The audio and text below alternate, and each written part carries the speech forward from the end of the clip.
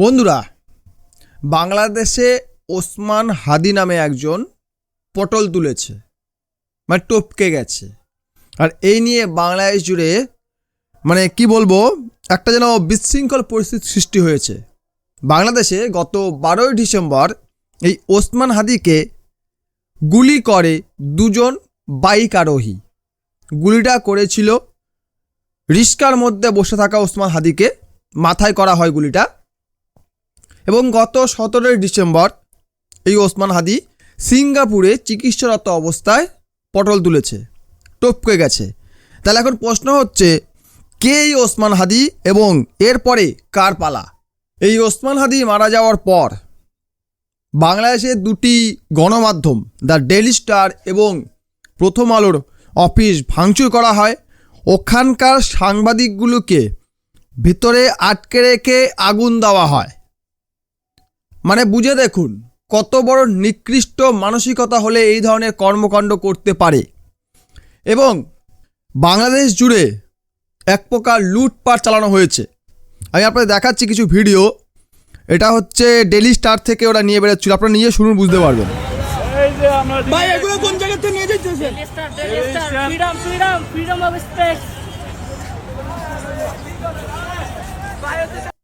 Freedom of speech না freedom of speech কি বলতে গেলে বোঝা গেল, শুধু মূর্খ সূর্খের দল। তো এইভাবে লুট করেছে, অফিস থেকে ভাঙচুর করে। কম্পিউটার তো অকাত নেই জীবনে, কিনতেও পারবে না, যে লুটপাট করে কম্পিউটার চালাচ্ছে। ঠিক আছে, এই হচ্ছে বাংলাদেশ ছাত্র আন্দোলনের নেতাদের অবস্থা। যারা একসময় রিক্সা ভাড়া দিতে পারতো না, তারা আজকে লাক্সারি গাড়ি করে ঘুরে বেড়াচ্ছে।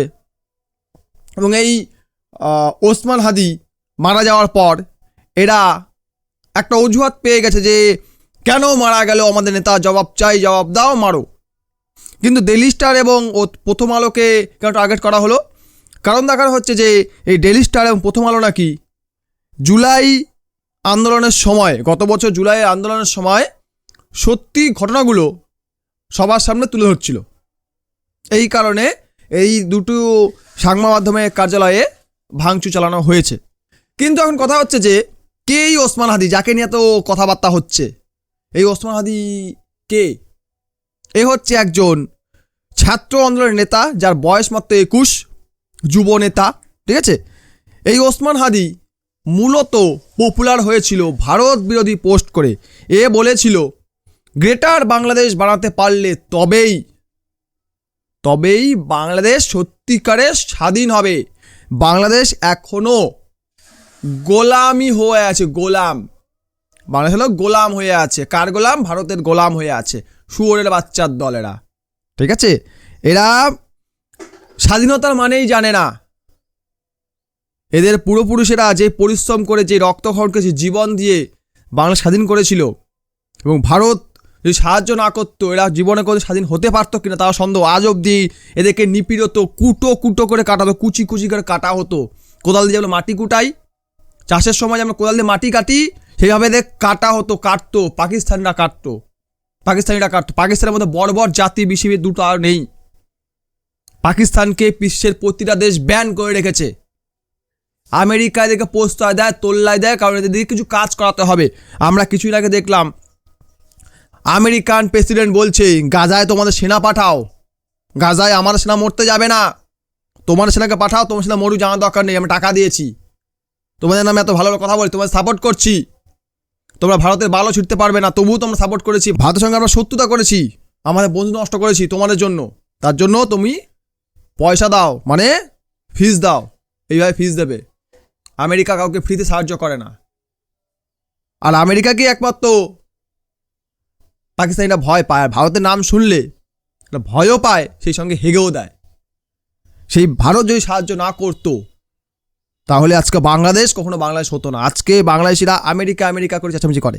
আমেরিকা আমাদের পাশে আছে, চীন আমাদের পাশে আছে, আমাদের পাশে আছে। এই আমেরিকাই কিন্তু এই বাংলাদেশ স্বাধীন হওয়ার বিরুদ্ধে ছিল। এরা ভারতের এগেনস্টে পাকিস্তানের হয়ে সমরস্ত্র পাঠাইছে। বুঝলি কাংলা পাগলা চোদাগলা? বুঝতে পারলি কিছু? তোদের মতো ছাগল পৃথিবীর দুটো নেই। কালকে একজন সংখ্যালঘু হিন্দুকে নাকি ওখানে পুড়িয়ে মারা হয়েছে এবং উল্লাস করা হয়েছে।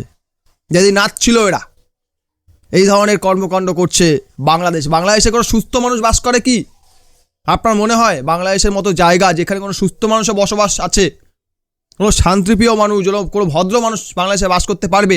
বাংলাদেশটা দিনে দিনে কী হয়ে যাচ্ছে, একটা জম্বিতে পরিণত হচ্ছে। ওখানকার মানুষজন জম্বিতে পরিণত হয়ে গেছে। ওখানে কোনো সুস্থ মানুষ বাস করতে পারবে না। কথায় কথায় ভারত বিরোধিতা করছে। কেন করছে? ভারত বিরোধিতা করলে পপুলারিটি পাওয়া যাচ্ছে। ওখানকার তারকাটা পাবলিকরা ভারত বিরোধিতা করলে পপুলারিটি দিচ্ছে কাদেরকে? যাদের কোনো অকাত নেই, তাদের কোনো দাম নেই। আজকে এই যে ওসমান হাদি মারা গেল, চলে গেছে, লাটা চুকে গেছে, এরকম অনেক ওসমান হাদি রয়েছে যাদেরকে ভারত খুঁজে খুঁজে একদম ভোগ পাঠিয়ে দেবে। কিন্তু কথা হচ্ছে যে এই ওসমান হাদি পরে কার পালা হতে পারে? আপনার কি মনে হয়? হাসনাত আবদুল্লাহ এই মালটাও তো ওসমান হাদির জায়গা নেওয়ার চেষ্টা করছে। যে ওসমান হাদি বড় নেতা ছিল, ভারত বিরোধিতা করে নেতা হয়েছিল, আমিও ওরকম ভারত বিরোধিতা করব এবং বড় নেতা হব। ভাই, ভারত বিরোধিতা বড় নেতা হওয়া যাবে না। ভারত বিরোধিতা করলে, ভারতের চোখে শত্রু হয়ে গেলে, ভারত বসে নেই, হাতে হাত পা দিয়ে বসে নেই। তোদের লোক কি তোদেরকে কুটু করবে? টাকার জন্য করবে। তা তোর টাকার কাছে বিক্রি হয়ে যাওয়ার মানুষ, তা তোদের দিয়েই তোদেরকে মারা হবে।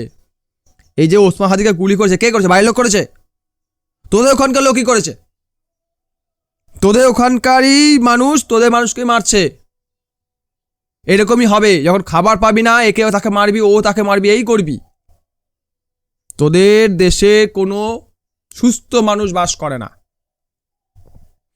বাংলাদেশ পৃথিবীর এমন একটি দেশ, বাংলাদেশে এমন কিছু মানুষ থাকে বর্তমানে, আগের কথা ভুলে যান।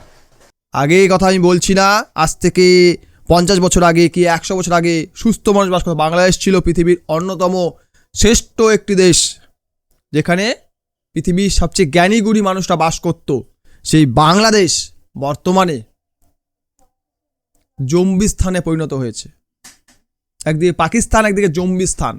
তো যাই হোক, এই ওসমান হাদিকে নিয়ে অনেক শোরগোল হচ্ছে বাংলাদেশ জুড়ে। বাংলাদেশে তোলপাড় চলছে, ভাঙচুর, লুটপাট, ঠিক আছে, এই ধরনের কর্মকাণ্ড চলছে। আরেকটা কথা বলে দেই, এই যে ভাঙচুর লুটপাট হচ্ছে, এটা কিন্তু ওসমান হাদির জন্য হচ্ছে না। এটা হচ্ছে একটা অজুহাত পেয়ে গেছি, আমরা ভাঙচুর করবো, লুটপাট করবো। কারণ আমাদের এইসব জিনিস কেনার অকাত নেই। যে কোম্পানি চলে যাচ্ছে, কে যে যা পাচ্ছেন চলে যাচ্ছে, যে যা ইচ্ছা করছে, এগুলো কিন্তু নিজের পকেট ভরার জন্য করছে। এগুলো কিন্তু কেউ কারোর জন্য করছে না। ওখানের কোনো মানুষ যারা এই আন্দোলন করছে, কেউ বাংলাদেশকে ভালোবাসে না। দেশপ্রেম কারোর মধ্যে নেই। আছে নিজের প্রেম, নিজের কী করে পকেট ভরবো। যে দেশের মানুষ কাউকে হত্যা করে উল্লাস করতে পারে, নাচতে পারে, সে দেশে কোনো সুস্থ মানুষ বাস করে বলে আমার মনে হয় না। আপনার মতামত কমেন্ট বক্সে অবশ্যই জানাবেন। ভিডিও ভালো লাইক করবেন, কমেন্ট করবেন, শেয়ার করবেন। আর এই ধরনের ভিডিও আরও দেখার জন্য চ্যানেলকে সাবস্ক্রাইব অবশ্যই করবেন। ভিডিও দেখার জন্য অসংখ্য ধন্যবাদ।